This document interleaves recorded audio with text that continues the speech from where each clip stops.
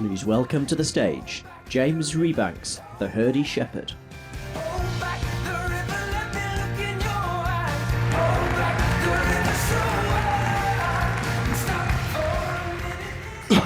Hello everybody. Bear with me because I'm a little bit nervous because farmers don't speak to roomfuls of people very often. I was just thinking behind there, that's the bit where you get nervous, isn't it, before you come out, just before you come around the curtain. And what I was thinking was, this is probably the weirdest day of my life. It started out feeding about 600 sheep in a field, and it ended up in front of 600 people I've never met before. And that's how weird Twitter can make your world, isn't it? But I want to start with the truth, which is my friends nagged me for about a year to start doing Twitter. And my response was, I'm not bloody interested.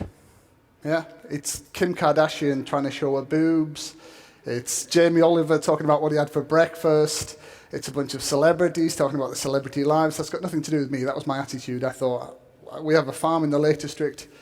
We have a very traditional family farm. I thought, what has this got to do with me, and why would anyone be even interested? Yeah, so that was my attitude. So I didn't have a clue really what Twitter was, but I started having a little bit of a look, and it came preloaded on a phone. I got my iPhone 5 as a free upgrade in a shop. I didn't really want that either, but the lady in the shop persuaded me to have it.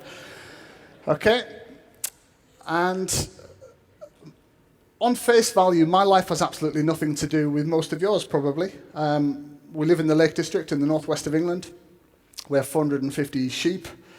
I and my father and the rest of my family have done our best to try and keep that going because it's what our family do. It's what makes us who we are and it's what we care about. We have sheep that go into the mountains, and I don't have time to tell you all about it, but basically we farm like Viking farmers.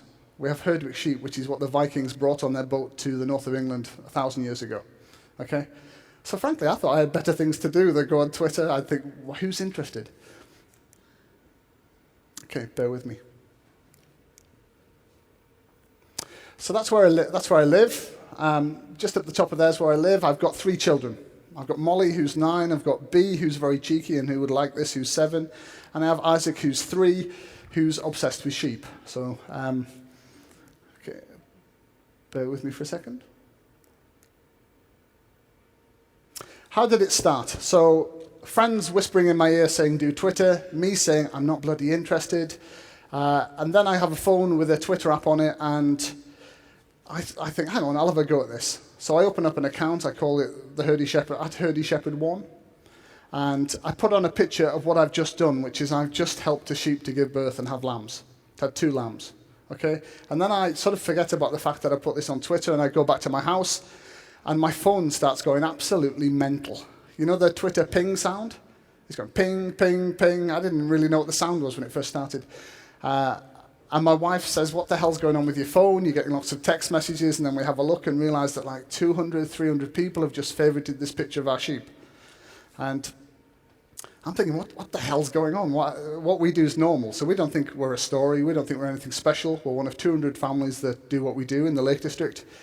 Our normal is just, in our heads, it's completely normal, and we don't think anyone's interested. And then suddenly, 200 people are really excited about my sheep having a lamb.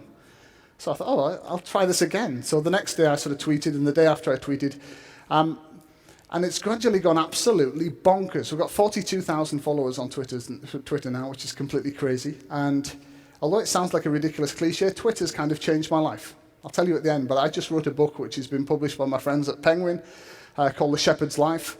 And as of yesterday, it's very exciting. It's the hottest new release coming out on Amazon. So I'm over the moon because it helped me to do something I always wanted to do, which is to write a book. So I kind of love Twitter. I've gone from thinking it was a complete waste of time to thinking it's brilliant.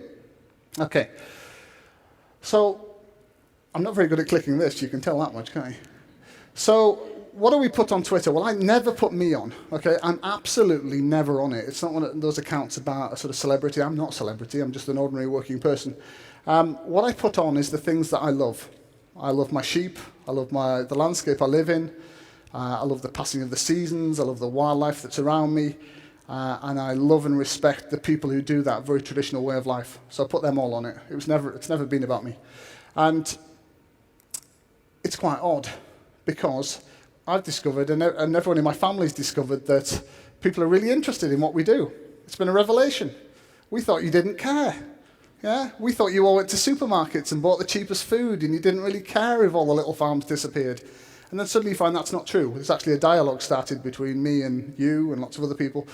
And you realize that people do care. That actually, people are really busy. They're going to supermarkets and they have to grab a pint of milk or they have to grab some lamb or whatever it is. They're too busy quite often to think about what's going on. But it's been really exciting. So thank you, Twitter. It's really exciting to find that people actually genuinely do respect what you do. They're interested in it and like to engage with it. The characters of my Twitter account are my sheepdogs, Floss. Do any of you follow me? Put your hand up if you've ever seen my account. Oh, good. We're going to get some new followers today, if nothing else. So there's like 6 of you. Floss is possibly the most famous sheepdog on Twitter, maybe in the world. Floss has her own fan club. She has her own hashtag, the Floss Fan Club. Okay.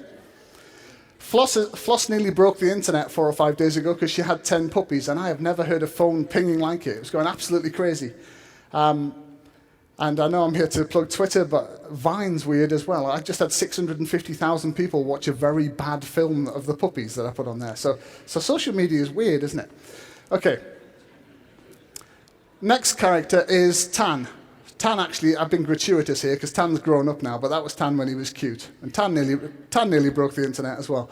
And they're working sheepdogs, so they're not pets, they don't want loads of cuddles, they work every day, and they work really, really hard. And yeah, so they're hugely popular on the account. Bear with me. The other thing that people love is the landscape that I'm from. So I come from the English Lake District, which, as everybody knows, is the most beautiful place on the planet. It's gorgeous. And I love it. It's my home, and my family and friends have lived there for at least 600 years, maybe much, much longer. So before Twitter, I was quietly proud to be what I was and quietly stubborn and wanting to hold on to it. Twitter sort of changed me into somebody who's not so quiet about it anymore. I want to tell other people why we do it, and I want to explain why it matters.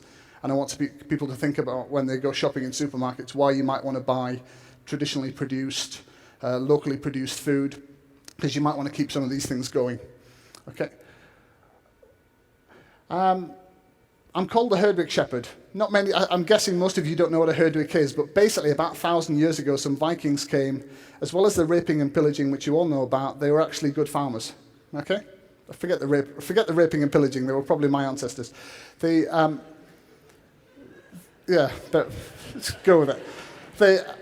Hard to forget. But they brought with them in their boats sheep, a very particular kind of sheep. And these sheep are the sheep that we still breed. They only exist in the Lake District. Their nearest relatives are in the other countries that the Vikings came from. They're an incredibly special breed of sheep. They're the breed of sheep that Beatrix Potter spent all of her book money on buying the farms to preserve them and handed them to the National Trust. And I tweet about the work that we do as well. Not trying to pretend it's anything it isn't, just trying to tell people the real story of what we do every day. I'll give him a plug. That's my dad. My dad died about a month ago, which is sad, but you get through these things. My dad was just a really hard-working, decent, straightforward guy that devoted his life to his farm and his work. And originally I thought he would hate the idea of putting pictures on Twitter, but over the last couple of years before he died, he grew to really like it. And another nice thing about Twitter is when he was in hospital in Newcastle having chemotherapy, he followed it all the time. So my dad, who I thought would be the biggest Twitter skeptic on the planet, actually ended up in hospital following it and getting something from it. And I think that tells you something interesting about social media as well. My dad would be absolutely baffled at hundreds of you listening to me talk about him, but never mind. Okay, I've said already, it's not really about me at all. I hope me being on this stage isn't all about me either. What I try to do is to get across some really important messages about why you might want to care about traditional farming, why you might want to support it when you go shopping.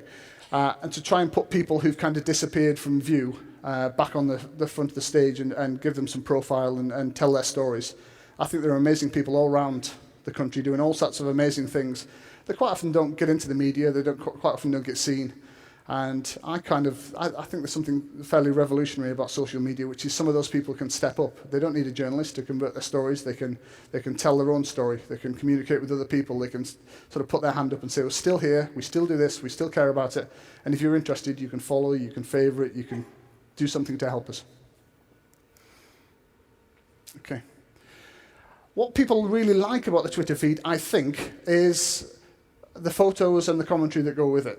Okay, so some of the simplest things I ever tweet, people like the most. So I just tell them about when we take the sheep back to the fell in the summer. Okay, I think it's because most of your lives are different. Yeah, you're getting on with lives that are completely different, and to share my life a little bit and to see what we do is interesting. Okay. I suddenly get massive bursts of interest if the weather's really extreme, is the truth of it. So lots of news editors sitting in offices in London or Manchester who are looking for snow pics suddenly realize that some lunatic is out on a mountainside with a bunch of sheep tweeting pictures of it. And that, at one point I was picking up about 1,000 followers an hour when I was tweeting we were rescuing our sheep from snowdrifts about two years ago.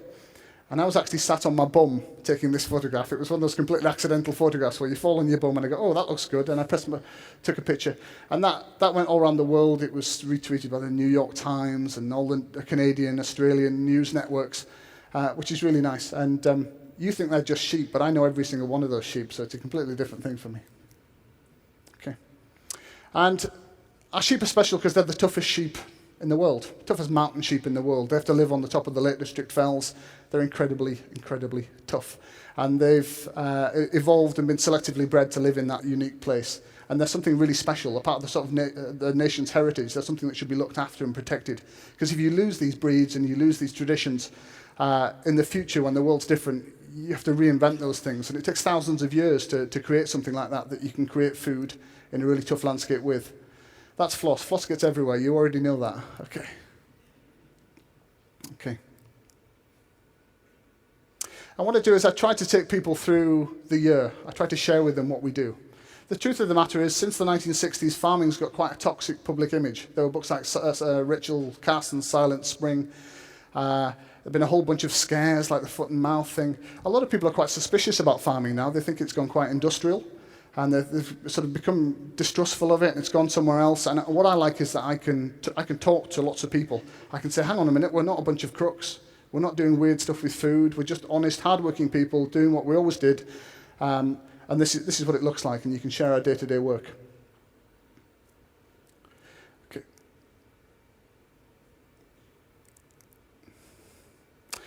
And it's kind of nice. There's something else about it as well, which is I don't think of myself for a second as a photographer, but I take lots of photos, if that makes any sense.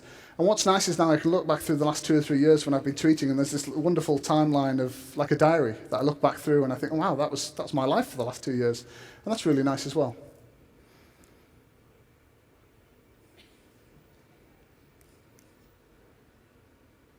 Bear with me. Okay. Now, I don't really like celebrity, is the truth of the matter. It might look like I'm having a little bit of fun on this stage. Sometimes it's okay, but the truth of the matter is I'm not particularly important to this way of life. I'm one individual amongst hundreds of families who do what I do. I really tried to get that across. But it is nice to have it recognised, isn't it? Everybody likes to be recognised and have people hear what they're talking about and recognise it. And in the last couple of weeks particularly, Twitter's just gone absolutely mental because Floss has had her puppies and all sorts of celebrities and famous people and influential people follow Floss's adventures, and lots of normal people too. And that's been really nice. But you might wonder whether it actually amounts to very much, whether it really changes anything. In my case, it has really, really changed something. About 10 years ago, I started to write a book. I originally wrote a bunch of poems, and then I wrote sort of half a book, and I guess lots of you have probably thought about writing a book, or some of you will have done, or you've probably given up, or you're not sure how to make it happen. I kind of got a bit lost in that process, and I didn't know what was going to happen. And then through Twitter, I was asked to write an article for an American magazine in November 2013 about why a shepherd would use Twitter. And about a month later, my phone kind of went red hot, and publishers and agents and other nice people were ringing me up saying, you should write a book. And I thought, yeah, I wrote half of it 10 years ago, and you didn't call me then, did you? Huh? 10 years it's been in the drawer, and I wanted to do it, and you didn't call me then. Of course, I didn't say that. You step up and you do the best you can. And I've spent the last year writing a book. It comes out on April the 2nd. It's called The Shepherd's Life. And it's really about my grandfather's life and my father's life and my life, holding on to something that we care about very much, which is our family farm. I'm very flattered and humbled. It's getting lovely reviews from all sorts of amazing people like Helen MacDonald, who wrote the H is for Hawk book. And the really nice thing about it is that it became, because my father was ill, it became a letter to my dad. Not many people get that chance, do they, to write something to their dad that says, this is our lives, and this is why I respect you and admire you. And I hope you all like it, but the truth is, because my dad liked it, I'm happy already. And I'm grateful for Twitter for, in a funny kind of way, helping me on that journey to get from A to B. And I'm really grateful for being here today. I'm going to leave you with one really important message. Two, actually. Please buy the book. I'd be really grateful, and I think you'd like it. And secondly, more importantly, because it's about bigger things than me, please think, I know some of you will already, but please think when you go shopping about what it is you're picking up off the shelf and what the impacts are. Farmers all around the UK at the moment, really good people who are working hard, are selling what they produce beneath the cost of production because supermarkets and large corporations are screwing them down on the price. It's criminal. It really annoys me. It's not creating a society or countryside that I think any of us want to see, and it's going to be us, all of us, me included, that have to do something about that. You've got to step up, you've got to try and change it, you have to ask questions when you're at the checkout and in the shops. I'm getting a little bit political, but forgive me, I care about these things. Thank you very much. Okay.